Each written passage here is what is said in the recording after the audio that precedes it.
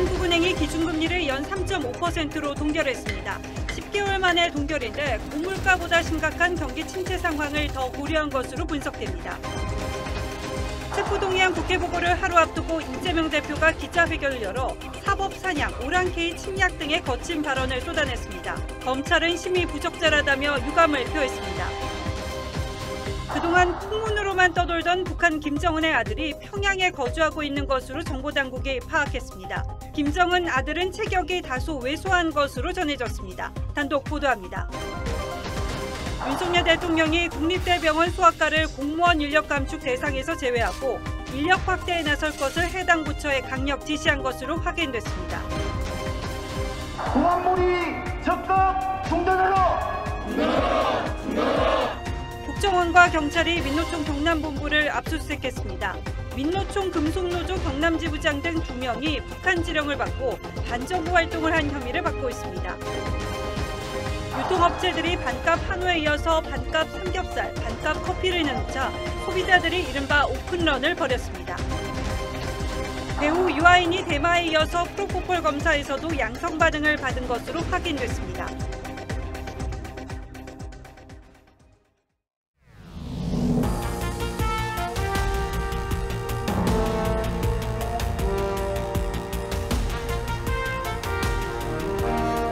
시청자 여러분 안녕하십니까? 뉴스9의 신동욱입니다. 한국은행이 지난 10개월간 이어온 기준금리 인상을 멈췄습니다. 지금은 물가를 잡는 것보다 차갑게 식어가는 경제를 살리는 게 더 급하다고 판단한 겁니다. 일단 기준금리 인상은 숨고르기에 들어갔습니다만 여기서 끝이 아니라 언제라도 재개될 수는 있습니다. 그 이유는 물가 문제가 여전히 심각하고 미국이 금리를 더 끌어올릴 가능성도 남아있기 때문입니다. 오늘 뉴스9은 첫머리에서 이번 금리 동결의 의미와 후폭풍을 자세히 설명해 드리겠습니다. 그럼 먼저 금리 동결을 결정한 금통위 회의장 분위기부터 보시겠습니다. 정준영 기자가 취재했습니다. 오늘 한국은행 금융통화위원회에서 기준금리 인상을 주장한 사람은 단 한 명. 나머지는 동결의 표를 던졌습니다. 이로써 우리 금리는 현 수준인 연 3.5%를 유지하게 됐고 지난해 4월부터 이어진 금리 인상 행진도 멈췄습니다. 누적된 금리 인상이 물가에 어떤 영향을 미칠지 좀 지켜보자는 뜻도 있지만 역시 가장 큰 원인은 심각할 정도로 침체된 경기입니다. 최근 정부가 경기 둔화를 첫 공식화한 데다 부동산 경착륙 우려가 확산되면서 추가 인상에 대한 부담이 커진 겁니다. 한국은행이 오늘 내놓은 올해 경제 성장률 예상치는 1.6%, 지난해 말보다 0.1%포인트, 1년 전보다 0.9%포인트 낮아졌습니다. IT 경기 하강이 심화되고 국내 부동산 경기 부진과 같은 하방 요인이 좀 더 크게 작용할 것으로 보았기 때문입니다. 여기에 우리 경제 버팀목인 수출은 점점 힘을 잃고 있고 고금리, 고물가 탓에 소비 회복 흐름까지 약해진 상황. 다만 한국은행은 이번 결정이 긴축 종료를 뜻하는 건 아니라고 강조했습니다. 불확실성이 너무 커서 일단 지금 저희가 예상하는 경로가 어떻게 되는지를 확인을 하고 그다음에 논의를 하는 것이 맞는 시점. 여전히 높은 물가와 꿈틀거리는 환율 탓에 당장 다음 금통위에서 금리 인상 카드를 다시 꺼낼 가능성도 제기됩니다. TV조선 정준영입니다. 이달 초죠. 미국이 소폭이긴 합니다만 추가 금리 인상을 단행했던 터라 한국은행의 금리 동결은 다소 의외라는 반응이 적지 않았습니다. 오늘로 한미 간 금리 격차는 1.25%포인트로 벌어졌고 미국이 또 금리를 올릴 경우에 그 격차는 더 커질 수 있습니다. 물가를 걱정하는 미국과 경기 침체를 걱정하는 한국 통화당국의 엇갈린 판단이 어떤 결과를 가져올지 걱정하는 전문가들이 많습니다. 송무빈 기자가 그 이유를 취재했습니다. 미국 연준이 바라는 최고의 시나리오는 급격한 침체를 피하면서 물가를 안정시키는 경기 연착륙입니다. 물가가 잘 잡히는 것 같다며 기준금리 인상 보폭을 조심스럽게 줄여왔는데 최근 지표들은 줄줄이 예상을 빗나갔습니다. So if we continue to get, for example, strong labor market reports or higher inflation reports, it may well be the case that we have to do more and raise hikes more than is priced in. 세인트루이스 연방준비은행 총재는 경기 침체 가능성을 너무 높게 평가했다면서 금리가 5.375%까지 오를 수도 있다고 밝혔습니다. 침체를 걱정하는 한은과 물가를 다시 걱정하는 미국이 엇박자를 내는 상황. 미 연준이 시장 예상대로 오는 3월과 5월 잇따라 금리를 0.25%포인트 올린다면 한미 간 금리 격차는 더 벌어집니다. 이럴 경우 외국인 자금의 유출, 고환율에 따른 물가 불안 등 강달러의 후폭풍이 재현될 수 있습니다. 지난 17일 2달 만에 1,300원대를 돌파한 원달러 환율은 오늘 8원 가까이 내리며 숨을 골랐지만 여전히 1,300원대를 위협하며 거래를 마쳤습니다. 금리 인상 기조가 예상보다는 일시차 정도 길어질 수 있을 것이란 판단하에 강달러에 의한 시장 변동성이 커질 수 있고 한미 금융당국의 엇갈리는 판단 속에 시장은 좀처럼 긴장의 끈을 놓지 못하고 있습니다. TV조선 송무빈입니다. 이렇듯 대외 환경이 좋지 않은 상황이지만 정부는 올해 수출 목표치를 오히려 더 높였습니다. 오늘 윤석열 대통령이 관계부처 장관들과 함께 4번째 수출 전략회의를 가졌는데 경제 위기를 돌파하는 길은 수출밖에 없다는 점을 분명히 했습니다. 특히 웹툰이나 게임 같은 K 콘텐츠를 강조한 게 눈에 띄었는데 그 이유는 홍현주 기자가 설명하겠습니다. 글로벌 경기 둔화로 수출이 넉 달 연속 감소하자 정부는 당초 올해 수출이 지난해보다 4.5% 줄어들 것으로 전망했습니다. 하지만 윤석열 대통령은 오히려 올해 수출 목표치를 전년 대비 0.2% 높였습니다. 작년보다 목표치를 높이고 이를 이루기 위해 최선을 다해야 합니다. 윤 대통령은 이를 위해 모든 외교의 중심을 경제와 수출에 놓고 최전선에서 뛰겠다며 범정부 수출 지원 사업에 1조 5천억 원이 넘는 예산을 투입하겠다고 했습니다. 정부는 특히 K 콘텐츠 수출을 2배 늘리는 걸 목표로 잡았습니다. 첫째, 북미, 유럽, 중동 등 콘텐츠 신시장 개척으로 수출의 다변화를 추진하겠습니다. 회의에 참석한 배우 박성웅 씨는 어제 밤샘 촬영으로 피곤했는데 회의에 와보니 발표하기 딱 좋은 날이라며 자신이 출연한 영화 속 대사를 패러디해 분위기를 띄웠습니다. 수출을 위한 1호 영업사원을 자처했던 윤 대통령은 부처별로 1급 수출 투자 책임관을 지정해 이행 상황을 점검하라고 지시했습니다. TV조선 홍현주입니다. 정치권 초미의 관심사는 나흘 앞으로 다가온 이재명 대표 체포동의안 표결에 쏠려 있습니다. 그 결과에 따라서 내년 총선까지 전혀 다른 정치적 지형이 펼쳐질 가능성이 높기 때문이죠. 민주당 지도부는 일단 표단속 총력전을 펼치고 있습니다. 이재명 대표도 연일 여론전에 나섰습니다. 대통령을 향한 검찰 여당을 향한 발언의 수위도 갈수록 높아지고 있습니다. 법치의 탈을 쓴 사법 사냥, 오랑캐 침략이라고 했습니다. 보도에 정민진 기자입니다. 올해 들어서만 5번째 회견에 나선 이재명 대표가 여유로운 표정으로 회견장에 들어옵니다. 하지만 회견이 시작되자 상기된 얼굴로 70분 동안 윤 대통령과 검찰을 맹비난했습니다. 어제는 윤 대통령을 깡패라고 하더니 오늘은 비난 수위를 더 끌어올렸습니다. 법치를 빙자한 법치의 탈을 쓴 사법 사냥이 일상이 되고 있습니다. 오랑캐가 불법적 침략을 계속하면 열심히 싸워서 격퇴해야죠. 불체포 특권도 당대표직도 포기하지 않겠다고 재확인했습니다. 강도와 깡패들이 날뛰는 이 무법천지가 되면 당연히 담장이 있어야 되고 대문도 닫아야죠. 여권이 원하는 이재명의 수갑찬 모습은 볼 수 없을 것이라고도 했는데 여당은 과거 이 대표가 박근혜 전 대통령에게 했던 말을 상기시키며 수갑 채우는 건 좋아도 찾는 건 별로냐라고 비판했습니다. 반드시 청와대 문을 나서는 순간에 수갑을 척 채워가지고 껴들어 버려요. 국회를 찾은 한동훈 법무장관도 하고 싶은 말은 법원에서 하라고 비판했고 본인 혐의를 부인하는 취지의 기자회견을 1시간 넘게 하신 것 같은데요. 바로 그 얘기를 판사 앞에 가서 하시면 됩니다. 검찰은 정상적 법 집행을 조폭, 오랑캐로 표현한 것은 수사팀을 모면하고 형사 사법 시스템을 조롱한 것이라고 유감을 밝혔습니다. TV조선 정민진입니다. 그러나 여러 방면의 검찰 수사는 거침없이 속도를 내고 있습니다. 정진상 전 실장의 지인으로 알려진 인물이 수의계약으로 사업권을 따내 특혜 의혹이 일고 있는 분당 정자동 호텔 사업 수사도 그중 하나입니다. 그런데 저희 취재 결과 본 계약과는 별도의 특혜 조항이 추가된 숨겨진 계약서가 있었다는 사실이 확인됐습니다. 그리고 이 계약서에는 이재명 당시 성남시장이 직접 서명했다는 사실도 확인됐습니다. 그렇다면 왜 이런 계약서가 작성됐는지 검찰의 수사 방향은 분명해졌습니다. 김도형 기자의 단독 보도입니다. 지난해 준공돼 영업 시작을 앞둔 분당 정자동의 한 호텔. 2015년 11월 정진상 전 실장의 지인이 실질 운영자로 파악된 A업체가 시행사입니다. 성남시 소유 땅을 30년 동안 빌려 호텔을 세우는 사업을 수의계약으로 따냈고 용도 변경 등 특혜 의혹이 불거져 검찰이 수사 중입니다.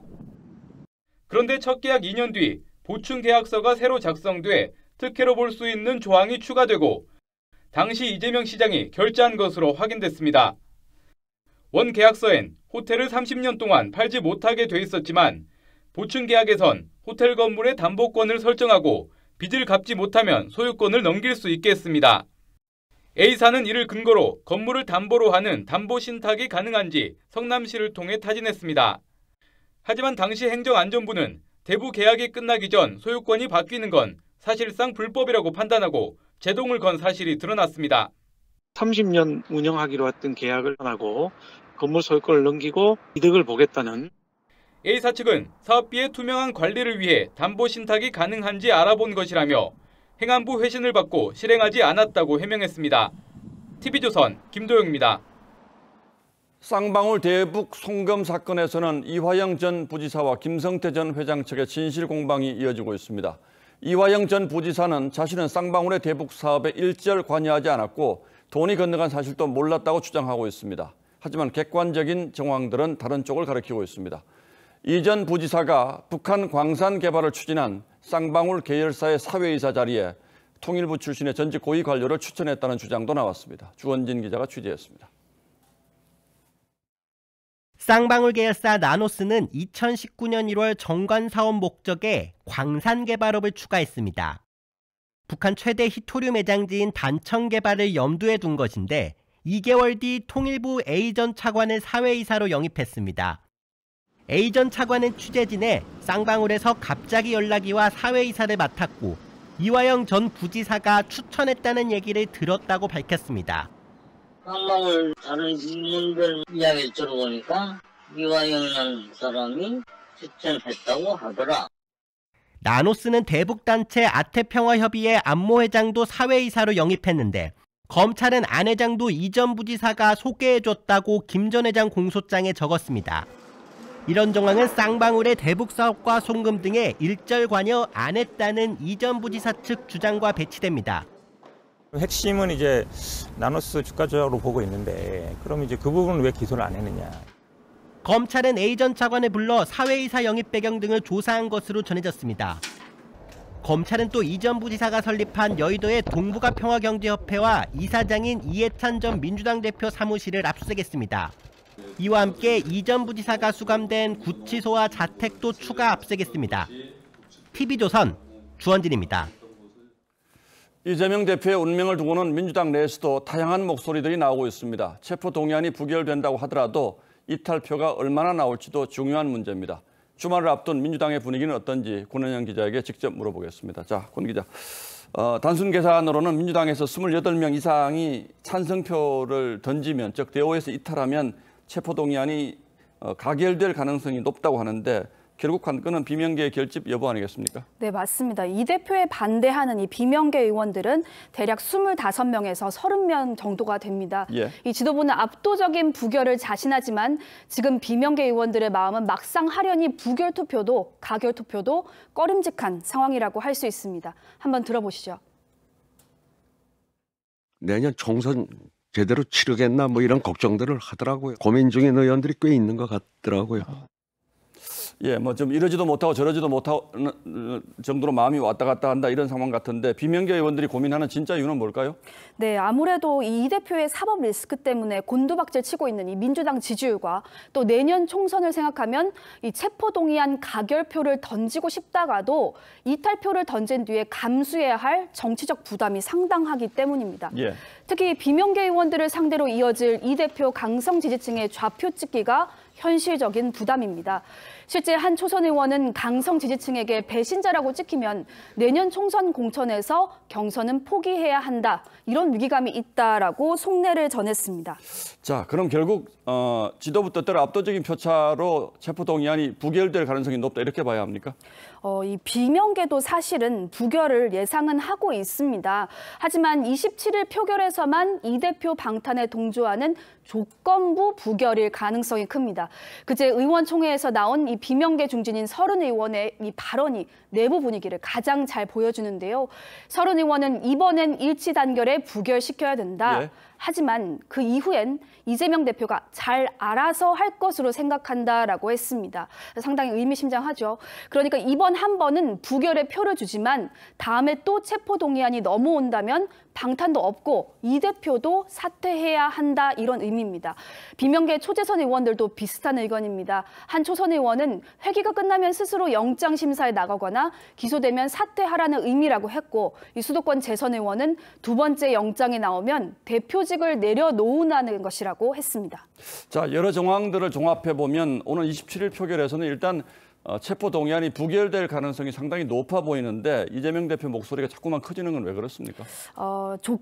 조건부 부결론이기 때문입니다. 예. 이 비명계가 아니더라도 수도권과 PK 충청권 의원들을 중심으로 내년 총선에 대한 위기감이 커지고 있기 때문입니다. 최근 여론조사를 보면 이재명 사법 리스크에 대한 의원들의 우려를 잘 살펴볼 수가 있는데요. 예. 민주당은 지난 총선에서 서울 49개 선거구 중에서 41개 선거구에서 이겼지만 이 대표에 대한 사전 구속영장 청구 시점부터 떨어져서 현재는 국민의힘에 역전된 상태입니다.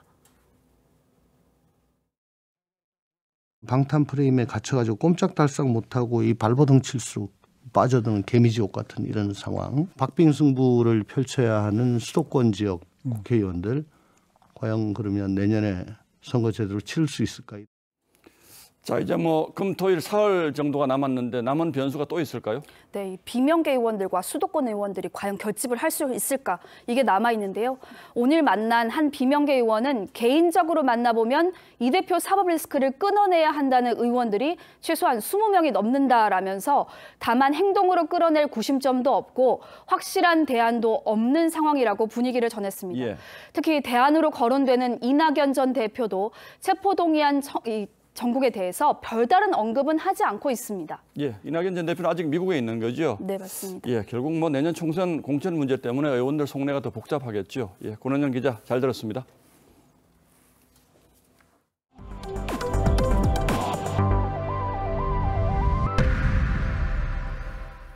한미가 어제 미국 워싱턴에서 북핵 도발을 가정한 미 전략자산 합동 운용 연습을 진행했습니다. 그리고 오늘 밤엔 우리 국방부 대표단이 미국의 핵 추진 잠수함 기지도 방문한다고 합니다. 미국이 다른 나라의 핵 잠수함 기지를 공개하는 건 상당히 이례적인데 어떤 의미가 담겨 있는지 윤동빈 기자가 취재했습니다. 워싱턴 미 국방부에서 차로 10시간 거리에 있는 조지아주 킹스베이 기지는 미 해군의 오하이오급 핵 잠수함 8척을 운용하는 전략기지입니다. 오하이오급 핵 잠수함은 잠수함 발사 탄도미사일 SLBM 트라이던트2를 최대 20발까지 탑재할 수 있는데 트라이던트2 한 발은 히로시마 원자폭탄의 3배 이상 위력인 90킬로톤 핵탄두를 14개까지 싣고 12,000km를 날아갑니다. 어제 워싱턴에서 미 전략자산을 함께 운용하는 시뮬레이션 훈련을 마친 국방부 대표단은 한국 시각으로 오늘 밤 킹스베이 기지를 방문합니다. 미 국방부가 우리 대표단의 킹스베이 기지를 공개한 건 이번이 처음입니다. 그동안 북한이 도발할 때마다 공군의 전략 폭격기로 대응해온 미국이 핵잠수함 기지까지 공개한 건 북한에 대한 경고 수위를 한 단계 높인 것이란 분석이 나옵니다. 전략 폭격기나 ICBM 이런 것들은 동주행에 다 감지돼서 잠수함 전력을 이용해서 북한을 감시하고 위협을 억제한다. 한미는 또 올해 중순쯤 잠수함 연합훈련인 사일런트 샤크를 진행할 예정입니다. 재작년 우리 군이 독자 개발해 발사에 성공한 SLBM도 이번 훈련에 동원될 가능성이 있습니다. TV조선 윤동빈입니다. 요즘 북한 동향 가운데 가장 주목을 끌고 있는 게 김정은이 딸을 데리고 공식 석상에 자주 등장한다는 점이죠. 후계 구도를 과시하기 위한 것이라고 보기에는 사실 좀 지나친 측면도 있어 보입니다. 그리고 김정은에게 아들이 있다는 얘기가 돌았었는데 우리 정보 당국도 김정은 아들의 존재를 확인한 것으로 저희 취재 결과 파악됐습니다. 김정은의 아들은 그렇다면 어디에 살고 있다는 것인지, 왜 공식 석상에는 모습을 드러내지 않고 있는지 이채림 기자가 단독으로 취재했습니다. 그간 정보당국은 김정은 위원장의 자녀와 관련해 딸 김주애 외에는 확인된 바가 없다고 함구해왔습니다. 김주애 위에 아들이 있고 그 밑에 또 자녀가 있는데 성별은 확실하지 않다. 확실하게 우리가 그렇다라고 확인해 줄 수는 없다. 그러면서도 김주애가 후계자는 아닐 거라고 봤는데 김주애가 후계자가 된다는 판단은 하지 않는 것이 좋다는 그런 의견이 전개했습니다. 최근 김 위원장의 첫째가 아들이고 평양에 살고 있다는 사실을 확인한 것으로 알려졌습니다. 정부 소식통은 김정은의 아들이 김주애와는 다르게 체격도 왜소한 데다 말라 유약한 것으로 알려졌다며 건강 상태를 분석 중이라고 전했습니다. 그동안 우리 당국은 김 위원장이 9살부터 스위스에서 유학한 만큼 10대로 추정되는 아들 역시 해외에 있을 것으로 추측해왔습니다.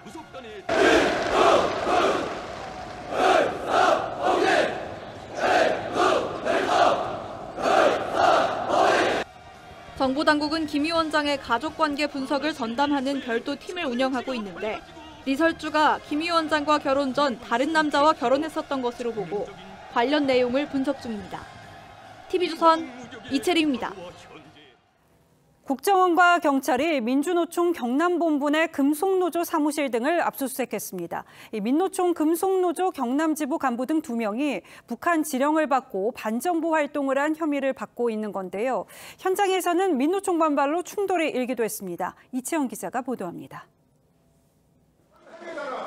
국가정보원과 경찰 수사관들이 민주노총 경남본부 금속노조 사무실에서 압수물품을 들고 나옵니다. 수색이 이루어지는 동안 민노총 조합원들은 국정원 해체를 외쳤고 공안몰이 적극 중단하라! 민노총 기자회견을 촬영하던 국정원 직원이 민노총 조직원들에게 붙잡혀 충돌이 빚어지기도 했습니다.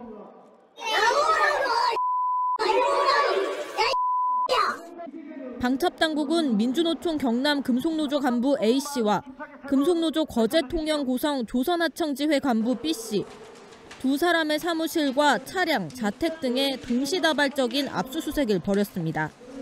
이들은 간첩조직 자주통일민중전위, 자통의 하부조직 소속으로 북한 공작원과 지령과 보고를 주고받으며 국내에서 반정부 활동을 한 혐의를 받습니다.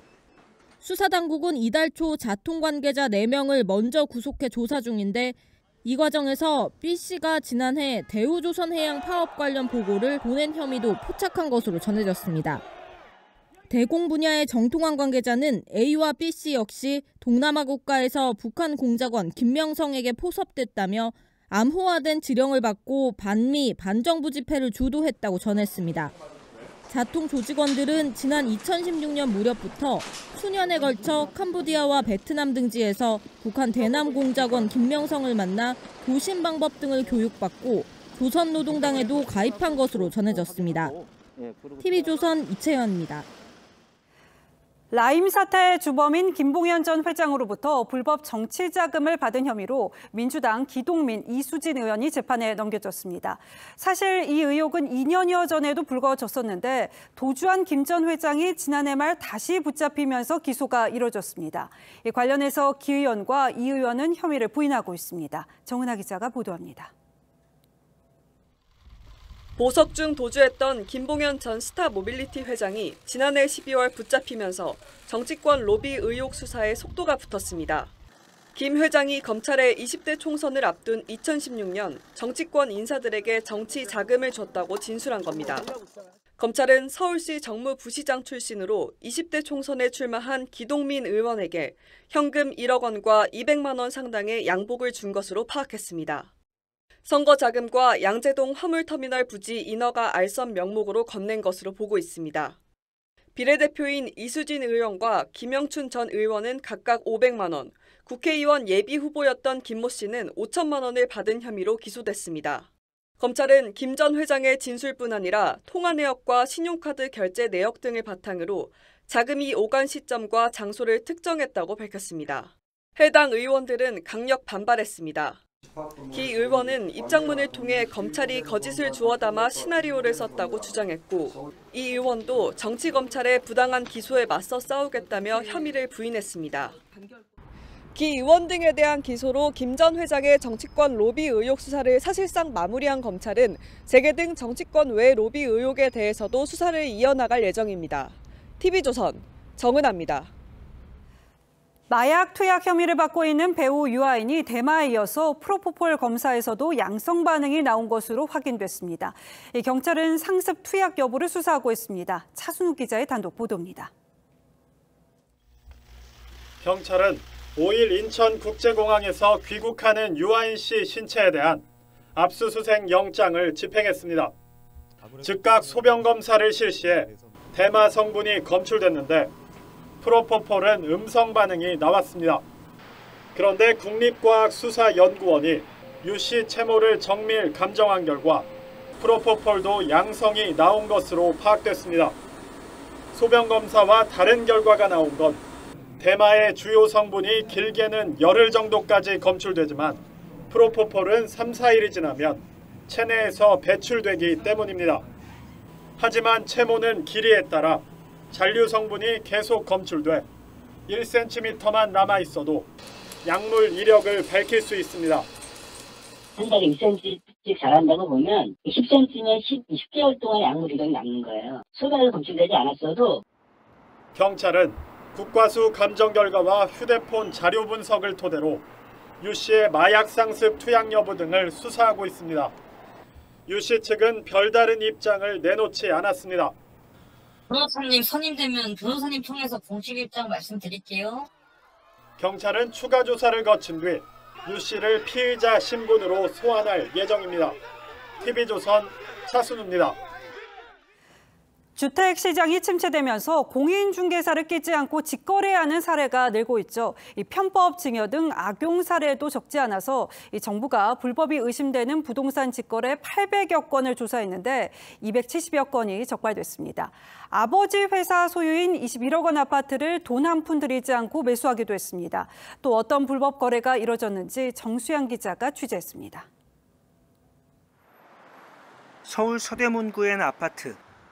지난해 12월 전용 면적 84제곱미터가 6억 9천만 원에 거래됐습니다.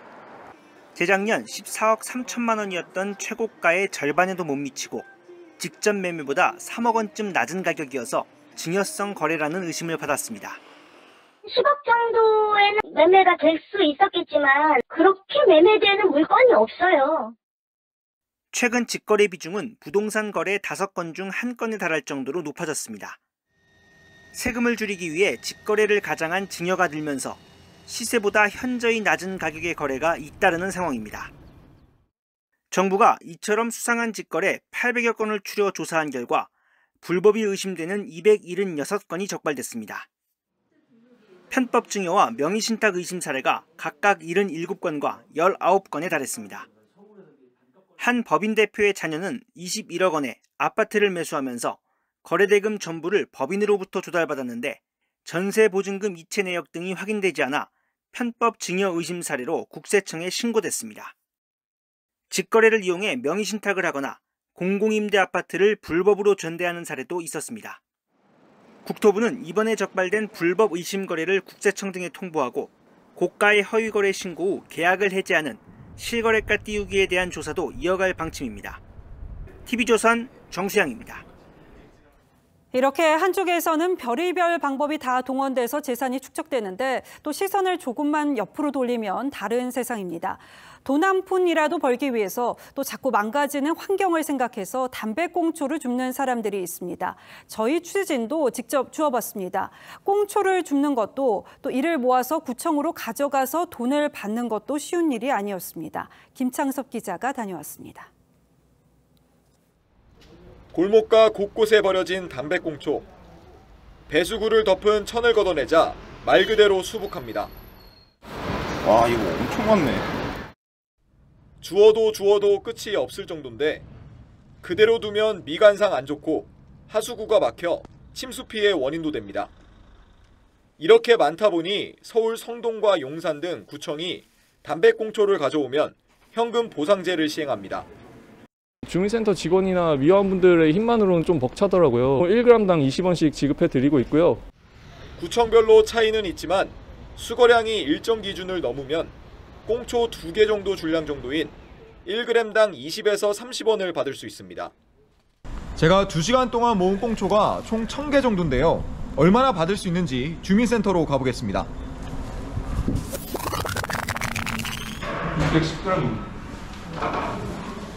610g으로 측정돼 12,200원을 받았습니다. 참여한 주민은 환경보호에 용돈벌이까지 일석이조라고 반깁니다. 자원봉사식으로 해서 이렇게 동네를 위해서 일하는 거니까요. 네. 처음에는 돈 때문에 할 수도 있지만 나중에 하다 보면은 우리가 이렇게 막 버려서는 안 되겠다 이런 생각이. 하지만 담배꽁초만 선별해 주우면 어차피 같은 곳을 다시 청소해야 한다는 지적도 있습니다. TV조선 김창섭입니다.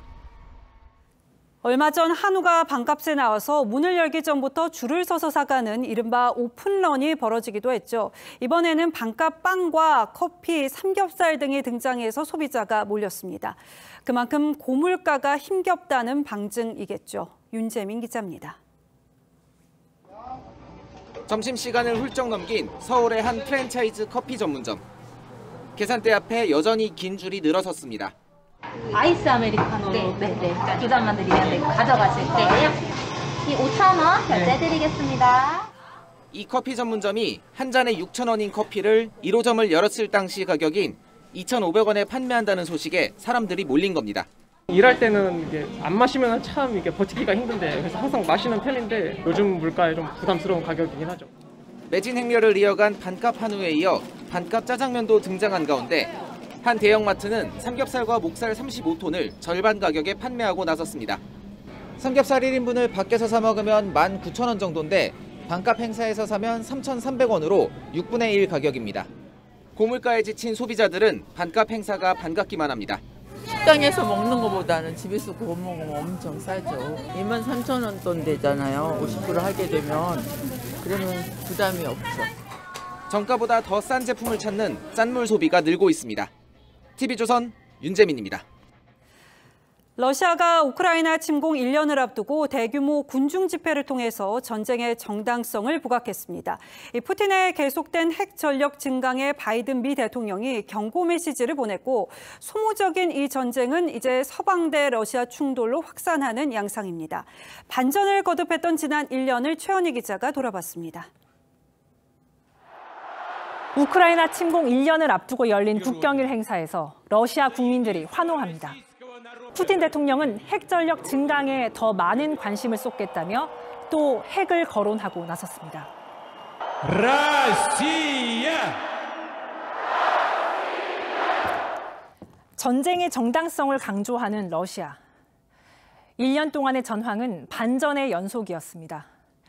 지난해 2월 24일 새벽, 러시아는 북쪽에서는 벨라루스를 통해 수도 키이우를 노렸고 이 동쪽과 남쪽에서도 동시다발적으로 공격을 퍼부었습니다.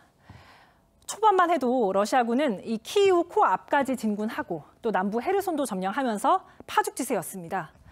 하지만 우크라이나가 끈질기게 저항합니다. 끝내 이 키이우를 지켜냅니다.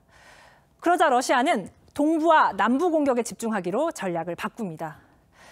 여기에 민간인 학살을 자행한 사실이 드러나면서 국제사회 비난도 거세집니다. 여름을 지나면서 전쟁은 변곡점을 맞습니다. 서방 무기를 지원받은 우크라이나가 반격을 시작합니다. 이 북동부 하르키우를 탈환하기에 이릅니다. 수세에 몰린 푸틴이 30만 예비군 동원령을 내리고 핵 사용 가능성도 언급한 게 이 무렵입니다. 점령지 4곳의 합병도 선언했지만 전세를 뒤집진 못했습니다. 11월 우크라이나는 남부 헤르손을 포함해 러시아 점령지 절반 이상을 되찾았습니다.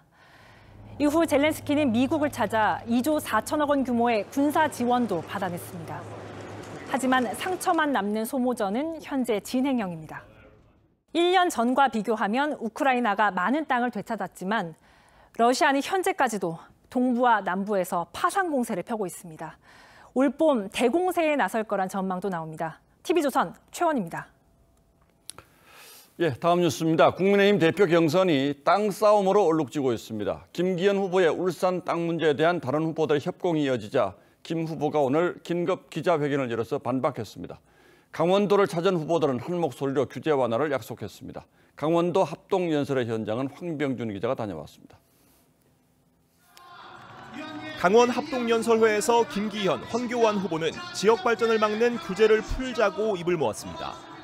강원특별자치도법 더 내실화시켜서 잘 수행되도록 자연 환경과 첨단 과학기술 인프라 그리고 소프트 파워를 융합한 안철수 후보는 접경 지역임을 의식해 안보 강화를 강조했지만 막대한 돈을 퍼주며 대화를 내거라니 북한 정권 오만 방자해진 거 아닙니까? 천하람 후보는 보수당도 남북 평화를 얘기해야 한다고 했습니다. 구시대적인 종북 무리가 국민의힘에 발붙이지 못하게 할 당대표 후보 여론조사에서 김 후보는 44%로 1위를 유지했고 안 후보와의 격차는 직전 조사와 비교해 6.5%포인트 더 벌어졌습니다. 앞서 김 의원은 부동산 투기 의혹과 관련해 기자회견을 열고 터무니없는 주장이라고 반박했습니다. 의혹의 핵심은 울산 KTX역과 연결되는 도로가 김 후보 소유의 울산 임야를 지나도록 개입했다는 것과 1,800배의 시세 차익을 얻었다는 건데 김 후보는 도로 계획이 확정된 2007년엔 초선 의원으로 영향력을 행사할 위치가 아니었고 지하터널 승인도 민주당 송철호 시장이 했다고 반박했습니다. 세상에 자기 땅 밑으로 터널을 뚫어달라고 요구하는 지주 보셨습니까? 황당하기 짝이 없는 궤변의 또 1,800배 상승 주장은 주변에 개발된 아파트 부지와 비교한 것으로 개발이 엄격히 제한된 자신의 땅과는 공시지가가 100배 이상 차이 난다고 했습니다. TV조선 황병준입니다. 심각한 저출산 위기 속의 소아과 인력 부족 현상에 대해서 어제 집중적으로 보도해드린 바 있는데 국립대학교 병원의 경우에 공공기관 인력 감축 대상에서 소아과를 제외하는 방안을 검토하는 것으로 확인됐습니다. 어제 어린이병원을 찾은 윤석열 대통령의 강력한 지시가 있었다는데 구체적인 배경은 황선영 기자가 취재했습니다. 최근 5년간 소아과 전공의 지원율은 지속적으로 급감했고 올해 대학병원 50개 중 76%인 38개 병원에 소아과 지원자는 단 한 명도 없었습니다. 어제 서울대병원을 찾은 윤석열 대통령에게 소아과 의료진들은 저출생으로 환자가 줄고 적자가 나니 소아과 정원부터 축소됐고 전공의도 몰리지 않는 악순환이 이어지고 있다고 토로했습니다. 출생률이 자꾸 떨어져서 그렇지 오히려 과거 저희들이 잘할 때보다도 지금은 소아과 병원이 많이 부족하다. 특히 국립대병원의 경우 공공기관 혁신 가이드라인에 따라 인력 감축이 중요한 평가 기준이 되는데 윤 대통령은 소아과에 한해 정원 제한을 풀어야 한다며 예외를 적용하라고 지시한 것으로 알려졌습니다. 참모진들에겐 현실적으로 안 된다는 얘기는 하지 말고 무조건 해법을 찾으라고 주문한 것으로 전해졌습니다. 대통령은 의사가 소아과를 기피하는 것은 의사가 아니라 정부 정책의 잘못이다. 대통령실은 소아과의 의료 적자나 인건비는 공공정책 수가를 통해 보장해주겠다는 구상입니다. TV조선 황선영입니다. 지금까지 정부가 저출산 예산에 280조 원 이상을 쏟아부었지만 그 결과는 초라하다 못해 암담합니다. 출산율이 조금이라도 나아지기는커녕 갈수록 떨어져서 이제는 OECD 국가 중에서 압도적인 꼴찌입니다. 뭘 잘못해서 이런 현상이 일어났는지 따져보겠습니다. 자, 홍영 기자, 우리나라 여성들의 합계 출산율이 선진국들 가운데서도 압도적인 꼴찌라는 거죠? 네, 그렇습니다. 가임 여성 한 사람당 자녀 수를 뜻하는 합계 출산율은 지난해 0.78명으로 또 떨어졌습니다. 10년째 OECD 국가 꼴찌고요. 이 뒤에서 두 번째인 이탈리아와도 차이가 많이 납니다. 자, 이탈리아가 1.28명, 그러니까 1, 2위는 우리밖에 없는 셈이군요. 선진국들은 우리보다 훨씬 일찍 위기를 맞았을 텐데 이걸 극복한 비결은 뭐였습니까? 네, 그 성공 사례로 스웨덴을 꼽을 수 있는데요. 이미 1978년 스웨덴 정부가 내세웠던 캠페인입니다. 예. 이 상남자 이미지로 유명한 역도 선수가 아기를 안고 활짝 웃고 있습니다. 육아도 남자의 몫이라는 겁니다. 스웨덴에서는 육아휴직한 아빠를 유모차에 라떼를 들고 다닌다고 이 라떼 파파라고 부르는데요. 육아휴직 중 일정 기간을 아빠가 쓰지 않으면 소멸시키는 식으로 이 좌우 정당을 가리지 않고 정치인들이 사회적인 인식을 바꾸는데 애썼습니다. 그렇게 해서 어떤 효과가 있었습니까? 네, 스웨덴은 출산율을 1.7명으로 끌어올렸고 또 여성의 경제활동을 늘려서 노동력 부족 문제를 해결했습니다. 이 프랑스도 비슷합니다. 출산율이 한때 2명까지 올라갔었는데요. 육아와 일을 병행할 수 있는 환경을 만들고 이 다양한 가족 형태를 인정하면서 출산이 늘었습니다. 그렇다면 우리처럼 성공하지 못한 사례도 있습니까? 네, 출산율이 우리보다 높지만 두 번째로 낮은 이탈리아가 그런 예입니다. 이탈리아 임신의 날 포스터인데요. 네, 모래시계를 든 여성 옆에 아름다움에는 나이가 없지만 생식에는 나이가 있다는 문구가 적혀 있습니다. 이 스웨덴과는 완전히 다른 시각이죠. 저출산의 원인을 따지지 않고 일단 낳으라는 식의 이런 캠페인은 비난만 샀습니다. 그러니까 결과적으로는 아이를 낳아야 한다는 같은 얘기를 하더라도 그 방향을 잘 잡아야겠군요. 네, 맞습니다. 이런 단편적인 정책으로 이탈리아의 출산율은 이 유럽의 최저 수준에서 좀처럼 오르지 못하고 있습니다. 이탈리아도 출산 뒤에 퇴사를 고민해야 하고 이 조부모에게 육아를 의존하는 문화가 우리와 비슷합니다. 자, 그러나 어쨌든 우리 정도로 심각한 건 아니군요. 네, 그렇습니다. 이 서구사회 대다수가 이민을 확대해서 경제 인구 감소를 막고 있지만 그와 동시에 장기적이고 적극적인 저출산 대책을 펴나가고 있습니다. 우리나라도 이 저출산 고령화와 함께 이민 정책까지 아우르는 부처를 만들거나 또 인구 정책의 컨트롤 타워를 재편해서 거시적인 계획을 세우고 시행할 수 있도록 뒷받침해야 한다는 지적이 나옵니다. 이들 국가는 사실은 인구 문제를 단발적인 단편적인 정책이 아니라 소위 생애 전체에 걸쳐 있는 종합적인 플랜과 실행으로 그것들을 긴 시간 유지를 했다라는 거예요. 근데 우리는 아직까지 이제 장기 마스터 플랜도 사실은 없고. 예, 우리는 왜 아이를 낳지 않는 사회가 됐을까? 혹시 사는 게 행복하지 않아서 그런 거라면 마음이 더 무거워지는군요. 예, 홍영 기자 잘 들었습니다.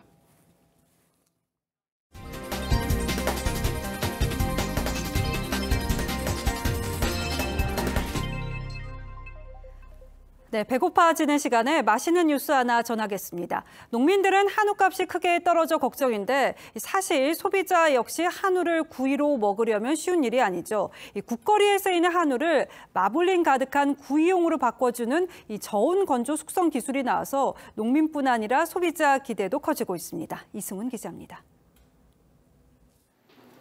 숯불 위에서 한우가 익어갑니다. 부드러운 식감에 향긋함도 지녀 입맛을 사로잡습니다. 식감도 좋고 고기 나름의 어떤 그런 향도 아주 독특하게 나는 게 정말 좋습니다. 구이용 고급 한우처럼 보이지만 찜 요리에 쓰이던 등심 부위였습니다. 우둔 등 국거리용 구이도 풍미 미생물 활용 건식 숙성 기술을 이용하면 구이용으로 먹을 수 있습니다. 기름기가 적고 질긴 부위를 저온 건조 숙성했더니 고급 2플러스 한우처럼 마블링이 생기면서 식감이 한층 부드러워졌습니다. 숙성 과정을 거치면서 근섬유가 분해되고 연해진 겁니다. 맛은 좋아졌고 가격은 일반 한우보다 15% 저렴합니다. 농촌진흥청이 미생물을 활용해 100일 넘게 걸리던 숙성 기간도 절반으로 줄였고 농민들은 새끼를 많이 낳아 가치가 떨어진 암소도 제값을 받을 수 있게 됐습니다. 등급이 안 나오면은 판매 가격이 낮기 때문에 상당히 어렵습니다. 안정적으로 출하해서 소득에 참 보탬이 많이 되고. 지난해 한우 사육 규모는 15% 증가한 반면 한우 도매값은 16.5% 떨어졌습니다. 저온건조 숙성 기술이 위기를 맞은 한우 농민들에게 새 희망을 선사하고 있습니다. TV조선 이승훈입니다. 우리의 전통 종이인 한지로 밥상과 돗자리는 물론 항아리도 만들 수 있다면 상상이 되실까요? 그만큼 한지가 튼튼하고 오래 간다는 건데요. 전 세계가 인정한 한지의 우수성 이루라 기자가 전하겠습니다. 한지 작가 이승철 교수가 해외 순회전에서 선보일 생활 유물입니다. 휴대용 물병과 소반, 수납함, 그리고 항아리에 이르기까지 우리 조상들이 실생활에서 쓰던 공예품들인데 모두 한지로 만들었습니다. 이게 종이 그 자체? 네, 종이 자체로 이제 앞판과 뒷판을 해서 꽈서 이렇게 만들어서 코팅하려고 오칠을 해놓은 거예요. 당나무 껍질을 벗겨 물에 불리고 으깬 뒤 채 수십 번 걸러내는 형식으로 만들어낸 한지는 서양의 종이 양지에 비해 내구성이 좋고 통풍도 잘 돼 공예품을 만드는 데 자주 이용됐습니다. 오래 보관할 수 있다는 장점 때문에 문화재 복원용으로도 각광받고 있습니다. 대표적으로 프랑스 루브르 박물관은 500년 된 레오나르도 다빈치 자필 노트를 복원하는 데 한지를 사용하기로 했습니다. 이번 해외 순회전에선 한지로 만든 예수상, 달항아리 작품도 공개됩니다. 한국의 종이 한지는 조각이 가능하다는 걸 보여주고 싶어서 항아리가 도자기로 돼 있다고 생각하지 종이로 달항아리를 만든다는 생각도 하지 않았기 때문에 우리 조상들의 우수성과 지혜가 담긴 한지. 몇백 년이 흐른 지금 전 세계인들이 인정하고 있습니다. TV조선 이루라입니다.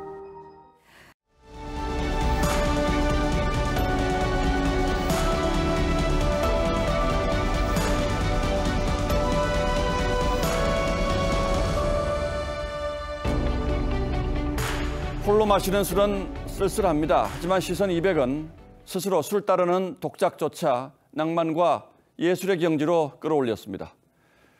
꽃 사이에 술 한 병 놓고 혼자 마신다. 잔들어 달을 부르니 그림자까지 셋이 되었네. 내가 노래하면 달이 서성이고 내가 춤추면 그림자도 출렁인다. 가난했던 젊은 시절 미당 서정주는 밤새워 긴 글을 쓰다 지친 아침은 찬술로 목을 축여 겨우 이어나간다고 했습니다.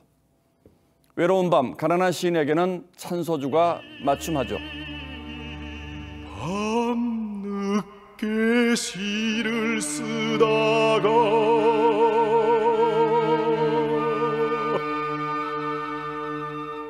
쇠주를 마실 때 소주의 명태한 말이 곁들이며 시는 호탕한 절창으로 터져나옵니다. 시인이 마을 주막에 어르신들을 모시고 갑니다. 소주 3병에 두부찌개 한 냄비를 대접하죠. 쭈그렁 노인들 5이 그걸 나눠 자시고 모두들 붉어족족한 얼굴로 큰 대접 받았네 그려.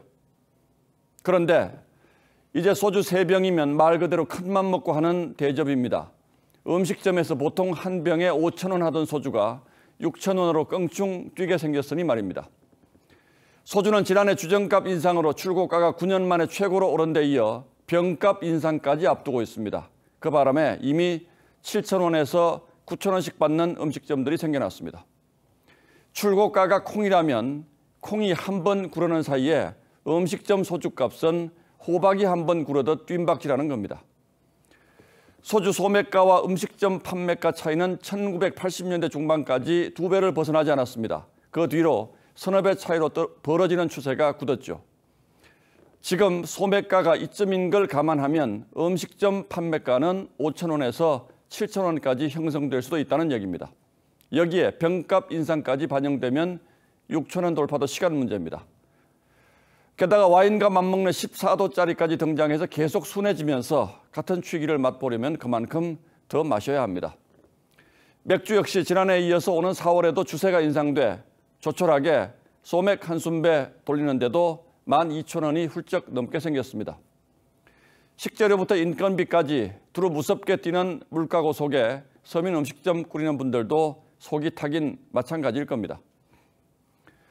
시인의 탄식처럼 삼겹살에 소주 한 잔 없다면, 이것마저 없다면 혼술로나마 실험을 달랠 수밖에요.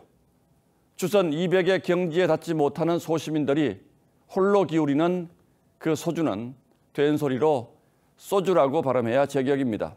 술 맛이 쓰디쓸 테니 말이죠. 2월 23일 앵커의 시선은 혼술 권하는 사회였습니다.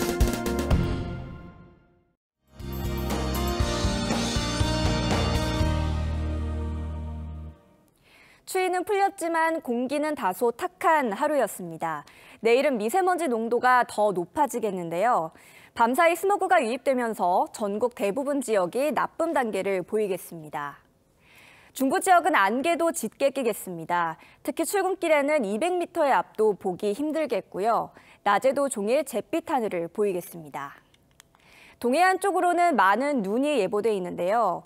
강원 영동 지역은 최고 15cm가 쌓일 수 있어 대비를 잘 하셔야겠습니다. 내일 낮 기온은 서울이 7도, 대전과 전주는 10도까지 오르겠고요. 당분간 건조한 날씨가 이어지겠습니다. 불이 번지기 쉬운 날씨이기 때문에 주의하시는 게 좋겠습니다. 날씨였습니다. 2월 23일 목요일 뉴스9는 여기서 모두 마치겠습니다. 시청해주신 여러분 고맙습니다.